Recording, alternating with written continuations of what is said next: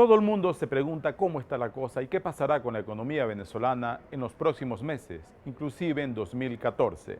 Por estos días, las discusiones están centradas en el tema cambiario, en las dificultades para conseguir dólares para financiar importaciones y también para pagar cuentas en el exterior o hasta para darse una vuelta por esos destinos turísticos o de trabajo que a veces resultan ser más baratos que viajar en Venezuela. Las expectativas para 2014 fueron analizadas recientemente en un foro en el IESA, el Instituto de Altos Estudios de Administración, con el apoyo del diario El Mundo, donde hicimos en nuestras páginas una extensa cobertura. Pero para este programa, nuestra colega Ayana Figueroa les ha preparado un especial. ¿Qué dicen los economistas sobre la economía venezolana? ¿A qué hay que atenerse? Adelante. Los ponentes que asistieron al foro del IESA para tratar el tema cambiario señalaron que el control que lleva más de 10 años en el país es el más largo de la historia económica de Venezuela, el que registra un mayor diferencial cambiario entre el dólar oficial y el paralelo y el que traería mayores consecuencias para la economía si no se toman medidas urgentes en este sentido. Los países no tocan fondos. Yo creo que efectivamente todavía no, yo no soy optimista de que se desmonte el control de cambio en el corto plazo, ¿no?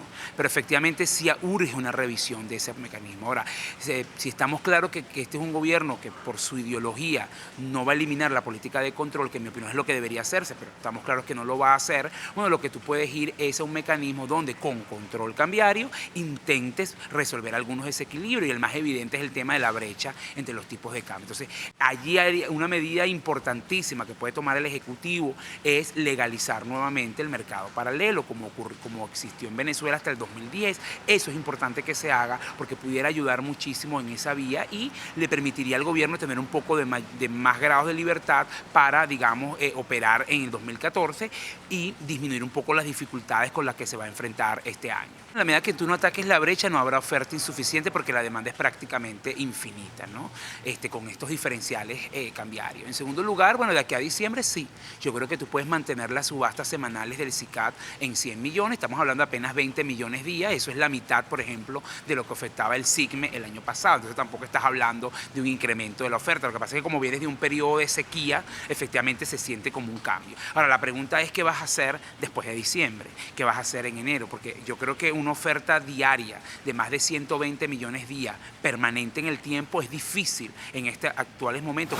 Lo que pasa es que la economía en este momento está afectada por una serie de problemas, una serie de enfermedades en distintas áreas. En el ámbito fiscal, porque el gobierno tiene un déficit descomunal, el sector público tiene un déficit descomunal que el año pasado inclusive llegó a superar el 15% del producto, o equivaler a un monto superior al 15 puntos porcentuales del Producto Interno Bruto.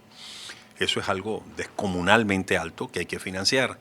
Eso ha llevado a un proceso de endeudamiento del sector público muy acentuado.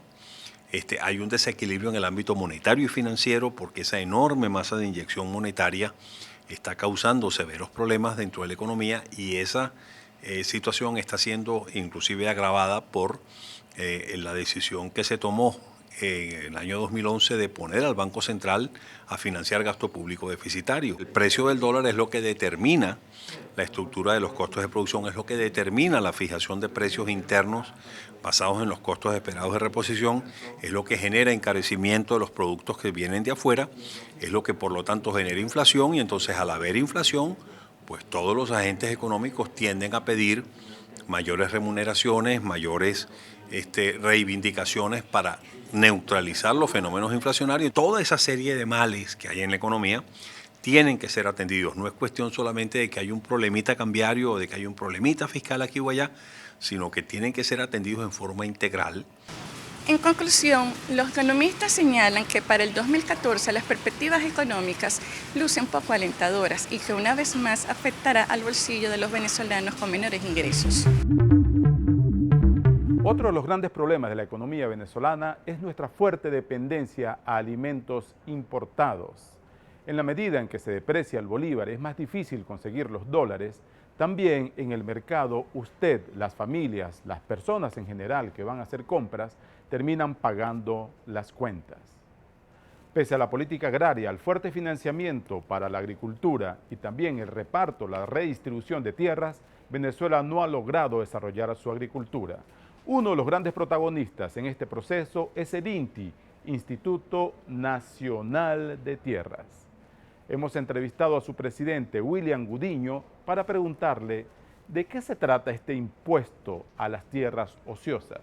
Si una persona no puede o no logra desarrollar por completo un pedazo de tierra o una hacienda o una finca, va a tener que pagarle al gobierno una tasa mensual y anual, de modo que va a ser más barato salir de ella y entregársela al Estado. Adelante. Nosotros vamos a aplicar el impuesto, ya tenemos una comisión que ya tiene un documento que seguramente antes de terminar este año lo tendremos aprobado por el Ministerio y seguramente el presidente Maduro, y conjuntamente con el CENIAC, que es quien lo aplicaría, comenzaríamos esta implementación del impuesto al predio ocioso. El impuesto es para todo el que tenga la tierra ociosa o subutilizada o con usos no conformes. Si vemos la historia, hay muchas tierras que se utilizaban para usos que no eran los más idóneos para ellas, para la capacidad de uso de estos suelos, ¿no? El caso más emblemático es el sur del lago. Tierras tipo 1, tipo 2, tipo 3, de muy buena calidad para la producción agrícola vegetal, que se ha utilizado generalmente para ganadería. Entonces, el impuesto a la tierra ociosa y uso no conforme intentaría ir, digamos, promoviendo, en el caso del uso no conforme, el uso adecuado de las tierras. Y a los predios ociosos, que sucede mucho en Venezuela, a pesar de todo el esfuerzo que se ha hecho de recuperación de tierras, bueno, todavía nos falta mucho para exterminar el latifundio en Venezuela. El impuesto intenta, por la vía de la progresividad del impuesto, es decir, que te toca una alícuota de impuesto un año y al siguiente día se multiplica por un factor X, que aún no lo tenemos, pero que cuando de repente el dueño o supuesto dueño de tierra o el ocupante de esa tierra va a decir por la vía del pago de impuestos, mira, no me conviene, voy a entregar esta tierra para que la use el pueblo venezolano. Ese es, digamos, el objeto central del impuesto, ¿no? Es una manera diferente de recuperar la tierra.